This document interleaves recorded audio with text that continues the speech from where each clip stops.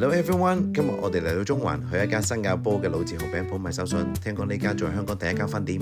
以為做呢個銀行嚟嘅喎，又話有餅鋪，真係銀行嚟嘅喎，你睇下個會客室幾大，唯有坐喺度等下人 serve 我啦。先生你好，有咩可以幫到你啊？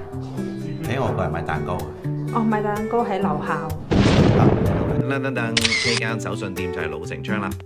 佢哋嘅故事係由1965年一間開喺新加坡總屋樓下嘅傳統餅鋪開始，後來將傳統嘅味道加入現代嘅烘焙做法，重新變成當地受歡迎嘅手信品牌。其中數到最出色嘅肯定係呢款班蘭戚風蛋糕啦。佢係用鮮脆嘅班蘭葉汁配椰奶同馬六甲椰糖做成，而且冇人工色素同防腐劑。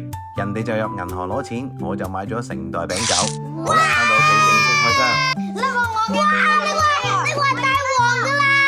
個顏色睇落去幾自然，一切落去聞到啲班蘭同椰香，而且個質感好鬆軟。你睇下我撳咗幾下，佢就即刻彈翻起身啦。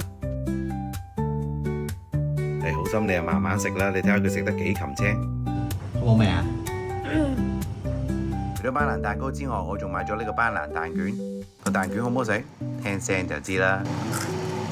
最後我仲買咗呢隻朱古力香橙海鹽曲奇，佢嘅朱古力同橙味都好濃郁。睇到你哋食得咁開心，證明我冇揀錯。